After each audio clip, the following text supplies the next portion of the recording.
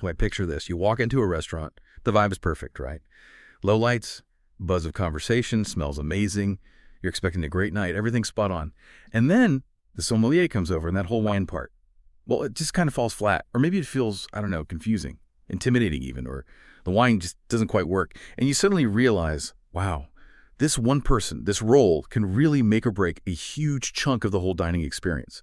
So today we're doing a deep dive into exactly that role, the restaurant sommelier. We got some really interesting material here, especially this one article.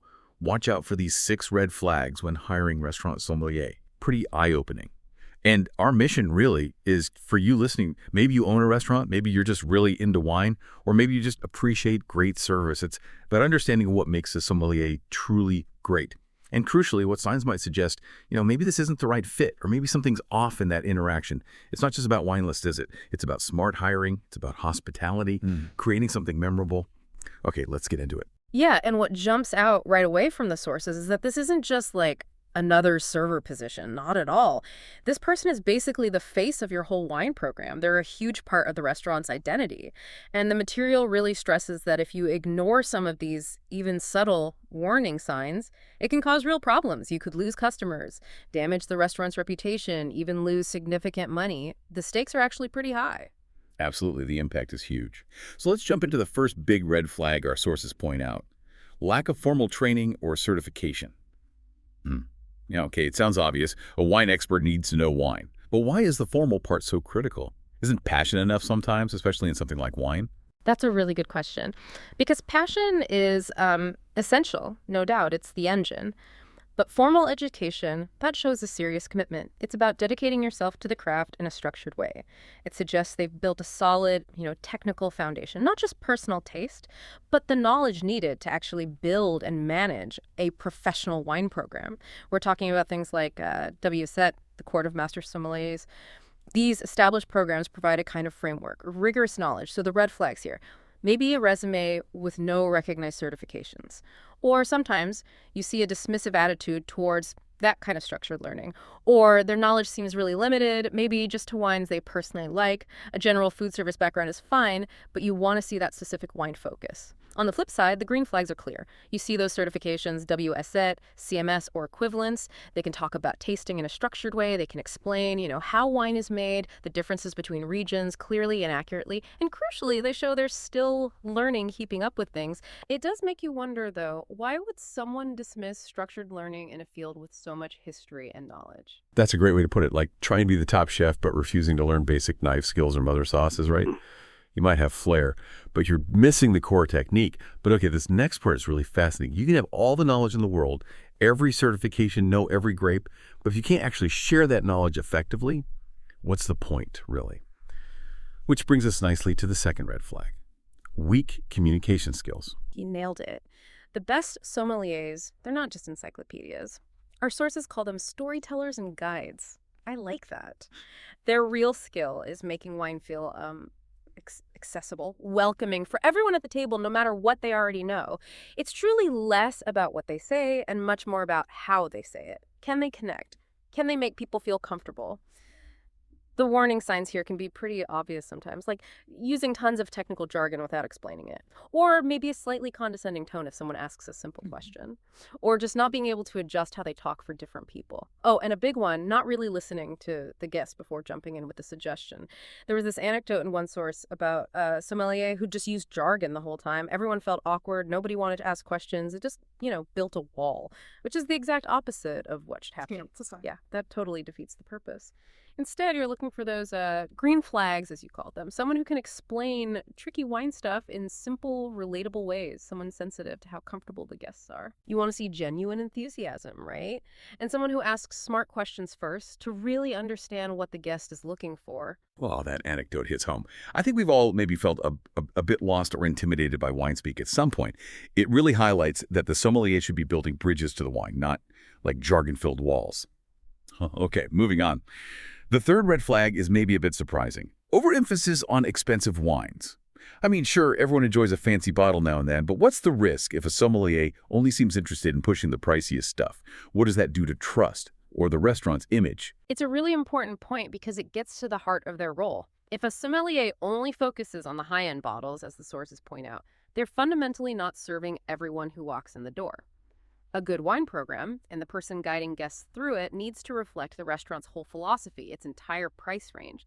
If they seem bored talking about mid-range options or, good value wines, they risk making a lot of guests feel overlooked or like they don't belong. It misrepresents the restaurant's hospitality, frankly. So, specific warning signs. Maybe in an interview, they only talk about the big trophy wines or high margin bottles, or they seem completely uninterested if you ask about more affordable options. Or maybe they measure their own success just by the average price of bottles sold. A lack of knowledge about great value wines from maybe less famous regions? That's another potential flag. Yeah, you want someone who shows the same excitement talking about a great $50 bottle as a $500 one. Someone who understands how to build a balanced list, not just a pricey one. They should be able to talk about educating guests in a way that builds trust, not just pushes sales.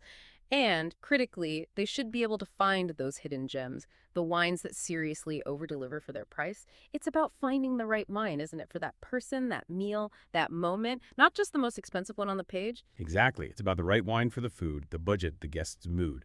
It feels more empathetic, more about real hospitality. And speaking of food, that connection is so vital, right? How wine and food work together, which leads us right into the fourth red flag. No experience with food pairings. We all know how transformative a great pairing can be. So what happens when the sommelier doesn't really get at synergy or doesn't value it? It's absolutely fundamental. The ability to create those harmonious pairings, that's core to the job. Our sources really stress this. Great sommeliers see themselves as part of the culinary team, an extension of the kitchen. They understand they need to work with the chef, think about how the menu changes seasonally, and how the wine list needs to adapt too. It's about having a deep, almost intuitive grasp of how flavors interact. It should be second nature. The red flags here. Well, someone's struggling to explain why a certain wine works with a dish beyond just, red with meat, white with fish. That's too simplistic. Or maybe they have zero experience actually talking with chefs about pairings. Or their vocabulary for describing pairings is just really limited. Not considering the details, how something is cooked, the sauce, it's another time they might not have that deeper understanding. Definitely. What you want to see is someone who gets the nuances, who can suggest maybe a couple of interesting, even creative options for a complex dish. Someone who's flexible too. Maybe the guest wants something unconventional. A good sommelier works with that. And they should be able to talk about how wine choices shift with the seasons, just like the food menu does. It really is like conducting an orchestra on the palate, isn't it? Making sure the wine lifts the food, makes the whole thing better. Not just two separate things happening on the table. Okay, let's switch gears a little to something maybe less romantic, but totally essential. Poor cellar management skills. Why is this such a major red flag? What's really at stake for the restaurant beyond just a few bad bottles? How does it impact things long term? Right, this is where the business side really comes into sharp focus. Wine, as our sources point out, is two things at once. It's perishable, and it's a major financial investment for the restaurant. So the sommelier needs solid organizational skills, absolutely, but also a deep, practical knowledge of how to store it properly. Temperature, humidity, light, all that. Getting this wrong isn't just about spoilage. It hits the bottom line hard. Real financial loss. And it can seriously damage credibility, too. Imagine recommending a pricey bottle that's been stored badly. Poof, trust gone. So warning signs here might be vague answers about how they track inventory, or maybe they seem unsure about ideal storage conditions. Lack of experience with any kind of inventory software, that's a concern in today's world. Or if they can't explain how they'd manage older wines, wines that need to be sold before they decline, these things signal potential financial trouble down the line. Exactly. You're looking for someone who talks about cellar organization in a structured way, someone who's used digital inventory systems. They need to know the right storage parameters. Cold. And, importantly, they should be able to discuss strategy.